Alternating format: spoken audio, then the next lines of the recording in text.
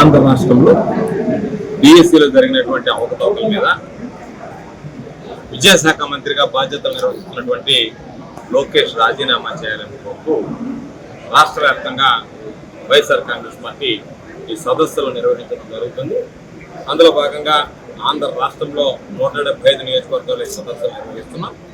ఉమ్మడి నెల్లూరు జిల్లాలో కూడా 10 నియోజకవర్గాలు, కందుకూరుతో కలిపి 11 నియోజకవర్గాల్లో కూడా ఈ సదస్సులు నిర్వహించడం జరిగింది. అందులో భాగంగా సర్వేపల్లి నియోజకవర్గానికి సంబంధించి ఈరోజు పొదలకూరు మండల కేంద్రంలో మహిళా వర్కింగ్ ప్రెసిడెంట్ అనేటువంటి కూతురు ఆధ్వర్యంలో ఈ కార్యక్రమాన్ని నిర్వహించడం జరిగింది. ఈ సదస్సులో మేమందరం కూడా స్థానికంగా ఉన్నటువంటి రైతులందరం కూడా కలిసి పాల్గొంటాం. అయితే ఈరోజు ప్రధానంగా మా ఆలోచన డిఎస్సికి సంబంధించి అనేక రకాలైనటువంటి అవకాశాలు. ఏ వ్యక్తి అయితే డిఎస్సిలో ఆ ప్రశ్న పత్రాలకు సంబంధించినటువంటి ఆ వ్యవస్థలో పనిచేశాడో ఆ వ్యక్తికి ఫస్ట్ ర్యాంక్ రావడం, నవీన్ అనేటువంటి వ్యక్తికి. ఆ తర్వాత అది బయటపడడం, పేపర్ లీక్ కావడంతో ఈ వ్యవహారం అంతా బట్టబయలని చెప్పి ఆ ఉదంతం వెలుగు చూడటంతో వెంటనే అతను సర్టిఫికేట్ వెరిఫికేషన్ రాలేదు అని చెప్పి ఏదో ఒక మాయ మాటలు చెప్పి ఆ పిల్లవాడికి ఉద్యోగం ఇవ్వకుండా చేసి మేము ఆ పిల్లవాడికి ఉద్యోగం ఇవ్వలేదు అని చెప్పి ప్రభుత్వం కోరుకుంటారు.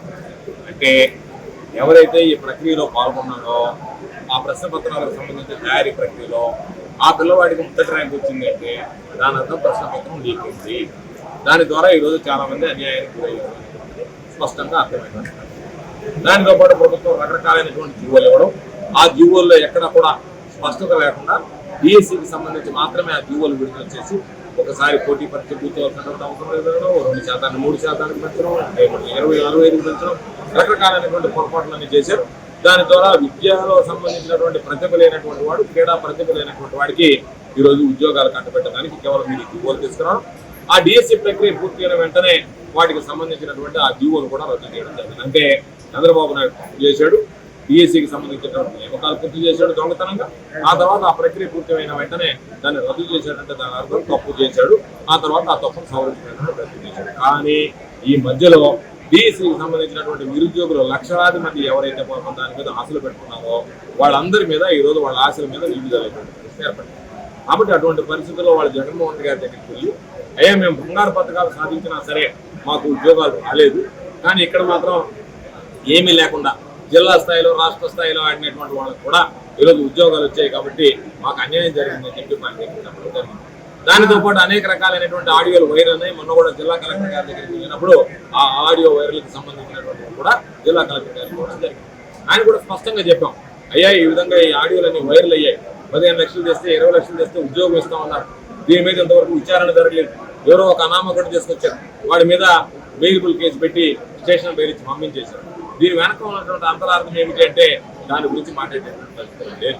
కాబట్టి మాట్లాడితే వాళ్ళని రమ్మనండి వీళ్ళని రమ్మనండి అనడం తప్ప మేము అడిగేటువంటి ఒక్క ప్రశ్నకు కూడా ఇతిమిద్దంగా సమాధానం చెప్పలేనటువంటి పరిస్థితులు ఈ ప్రభుత్వం ఉంది. కాబట్టి ఈ ప్రభుత్వం చేస్తున్నటువంటి ఈ అవినీతి అక్రమాల మీద వైఎస్ఆర్ కాంగ్రెస్ పార్టీ అన్ని అంశాల మీద పోరాటం చేస్తూ ఈరోజు అందులో భాగంగా లోకేష్ రాజీనామాను డిమాండ్ చేస్తూ డిఎస్సికి సంబంధించినటువంటి అవకతవకల మీద మీకు ధైర్యం ఉంటే, అవకతవకలు జరగకపోయి ఉంటే సిబిఐ విచారణకి మీరు ఎందుకు వెనకాడుతున్నారని మిమ్మల్ని ప్రశ్నిస్తూ సిబిఐ విచారణ జరపాలని చెప్పి డిమాండ్ చేస్తూ ఈరోజు నిర్వహించినటువంటి కార్యక్రమాలకి విద్యార్థులు, యువత, ఆ విద్యార్థుల యువతకు సంబంధించినటువంటి తల్లిదండ్రులు పెద్ద ఎత్తులో పాల్గొని ఈ కార్యక్రమాల్లో వాళ్ళకి సంబంధించి మేము నష్టపోయామనేటువంటి భావం ఉంది. కాబట్టి అధికారంలో ఉన్న ప్రతిపక్షంలో ఉన్న ప్రజల పక్షాన్ని నిలబడి వైఎస్ఆర్ కాంగ్రెస్ పార్టీ పోరాటం కొనసాగిస్తుందని చెప్పి ఈ సందర్భంగా నేను స్పష్టం. హలో సత్యం, నాన్నకి ఉన్నట్టుండి మూతి వంకరపోయింది, కాలు చేయి కదిలించడం లేదురా, పెరాలసిస్ అనుకుంటా.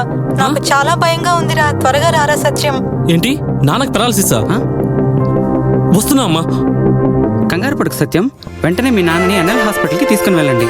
పెరాలసిస్ వచ్చిన 4.5 అవర్ లోపల ఇంజెక్షన్ చేస్తే పెరాలసిస్ నుంచి రికవరీ అవ్వచ్చు. అవునా? సమయానికి చేతిలో డబ్బులు కూడా తక్కువ ఉన్నాయి. మనలాంటి సామాన్యుల కోసమే సామాన్యుడికి సైతం కార్పొరేట్ వైద్యం అనే నినాదంతో ఎన్ఎల్ హాస్పిటల్ మనకు తోడుగా ఉంది. అక్కడ 1-2 వెల్ ఎక్స్పీరియన్స్డ్ న్యూరాలజిస్ట్ డాక్టర్లు అందుబాటులో ఉన్నారు. వెళ్ళిన వెంటనే సమయం వృధా అవ్వకుండా ట్రీట్మెంట్ మొదలు పెడతారు.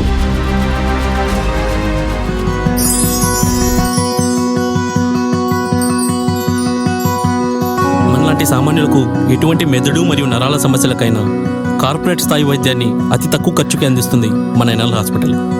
ఎనలేని అనుబంధం, NL Hospitals, opposite Water Tank, Magunta Layout, near Annamaya Circle, Nellore.